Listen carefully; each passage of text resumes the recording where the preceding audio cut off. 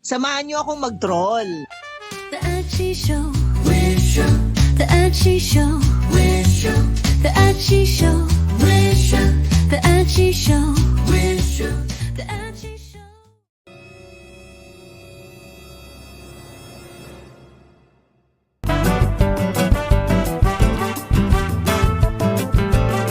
Talaga pong mapapadasal tayo sa episode niya na ito. Hi mga ka-achi, at isa na namang at this time po katawa-tawang episode featuring ang ating paborito si Yusek Attorney Claire Castro. At ito na naman siya sa pagpapayo ng patas gone wrong. Mag-oobserba. Tama, yan muna ang gawin. Ganda naman ang Bago statement umit ng ang blouse inuulo mo, at Attorney Claire, mag-discover. parang Red Ribbon Bake Shop.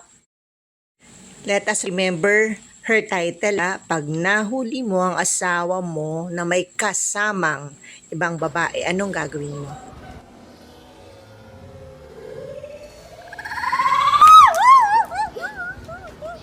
Ikaw ba yung tipo ng babaeng nasa pelikula ang dating?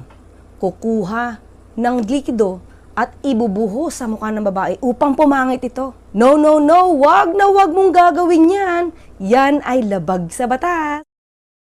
Puro ka na lang drama, Attorney Claire. Ano ba yan? May naalala kong movie niyan. I think dito mo siya kinuha. You're nothing but a second-rate, trying hard, copycat. Oh, diba? Kay Ate Shawi mo yan naman ang example mo. Propaganda talaga tong show. Oops! Buti na lang, tubig lang pala ang ibinuhos. Pag tubig ang ibinuhos mo sa mukha, wala namang krimen. Ang gulo mo talaga, Attorney Claire. Sabi mo kanina, pag nagbuhos ng likido, wag na wag gagawin, di ba? Ngayon, tubig is liquid, likido. Ngayon sabi mo walang kaso naman pag tubig. Pag likido meron. Ano ba talaga? Ikaw ba yung tipo ng babaeng nasa pelikula ang dating? Kukuha ng likido at ibubuho sa mukha ng babae upang pumangit ito. No, no, no, wag na wag mong gagawin yan. Yan ay labag sa batas. O di ba mga ka-achi, maliwanag, likido, inulit ko lang.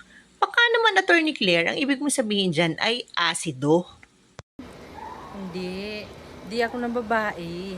Tinatansya ko lang yung sarili ko kung lalaki pa ba ko talaga o babae. Kasi O, pati nag-iba na mga yung artista pakiramdam mo ko, dito, kaya nalito kailangan na. ko Sabi gawin nitong para supposed to dito be sa atin lalaki yan. siya, hindi daw niya alam kung babae pa siya or lalaki. Oo. Ay, ang sweet Oo. naman. Desisyon. Ang pagmumura tulad ng putang ina, walang hiya, kapag ito ay sinabi mo sa sobrang galit, hindi ka naman makakasuhan ng oral defamation. Ayan, Attorney Claire, parang sanay na sanay kang magmura, 'di ba? So, mamaya, paliwanag natin na meron silang nilabag na mga batas. Hindi tulad ng sinasabi mo na wala. At ito para takutin mo yung mga asawang ng bababae, kamo, yung mga lalaki. Ito pa naman yung May in-example isang mo. babaeng sobrang matiisin sa pagiging babaero ng kanyang asawa. Kaya minsan, isang gabi, nagsama yung mister niya at ang kanyang mistress. Pero kinabukasan, hindi na matanggal ni mister ang ari niya sa kanyang mistress.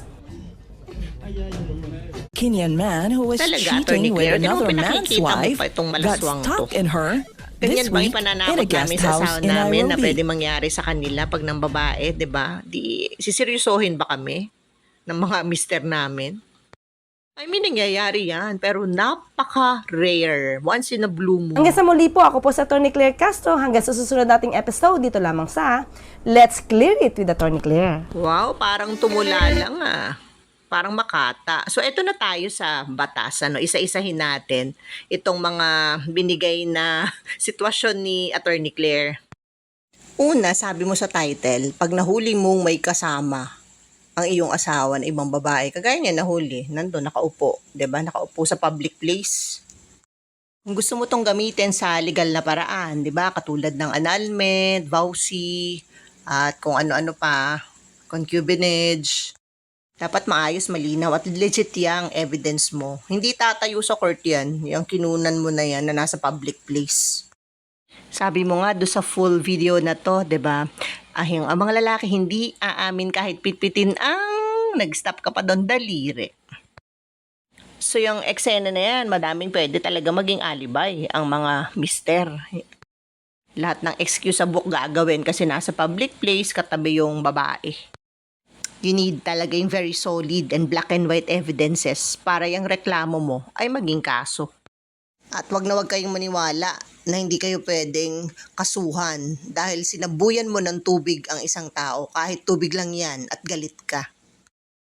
Under Revised Penal Code, Article 287, unjust vexation.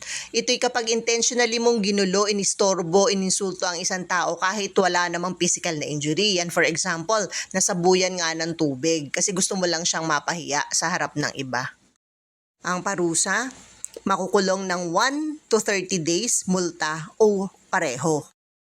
Mas mabigat, slander by deed under Article 359 ng Revised Penal Code. Kung ang pagsasaboy ng tubig ay ginawa upang insultuhin o bastusin yung dangal ng tao, lalo na sa harap ng publiko. Mas mabigat ito kaysa dun sa una. Kasi may element ng kahihiyan o paninirang puri through our actions. At yan tubig na yan, pag yan ay mainit, diba, nakadamage or na-shock dahil sobrang lamig naman, physical injury yan, no? Diba, pabigat ng pabigat. And hindi naman self-defense yung scenario mo, diba? Ang aggressor yung misis. Tubig pa lang to, ang haba ng paliwanagan. So ito yung last but definitely not the least. Yung sabi mo, Attorney Claire, na murahin dahil galit. Sabi mo walang kaso, 'di ba? Papasok na naman dyan yung unjust vexation. Kung minura mo siya para lang asarin, bastusin, pagtripan, 'di ba? Kahit walang paninirang puri, maaaring pumasok sa unjust vexation. Isang light offense yan, pero 'di ba? Abala pa rin yan. Paparusahan ka pa rin. And kung yung pagmumura, panlalait, pagbabanta, may nakakarinig na iba, 'di ba? Oral defamation, paninirang puri under Article 358 ng Revised Penal Code. Serious oral defamation kung sobra ng bastos, mas yung tinatawag na public shaming. Or I think ito yung example na situation dyan is light oral defamation, yung mura na hindi ganon kabigat pero nakaka-insulto or nakakasakit pa rin. Parusa, ay di aresto mayor din, 1 to 30 days. Minsan mas matagal kung serious. Kaya pinaliliwanag ko, hindi naman sa nagmamagaling, kasi I believe na mas magaling si Attorney Claire kaysa sa akin. Kasi lawyer yan eh. Ang pinagtataka ko lang, bakit wala siyang effort na yung ipaliwanag yung mga pwedeng kaharapin na problema, na paglabag sa batas. She knows the law better than I do. A lot better. Kaya lang, bakit ganito siyang mag-vlog? At dahil puro drama lang naman tong napulot dito sa episode na to, ito lang yung masasabi ko sa'yo, Yusek. You're nothing but a second-rate, trying hard, copycat. Bye mga ka-achi! Samahan niyo akong mag-troll. The Archie Show. The Archie Show. The Archie Show. The Archie Show.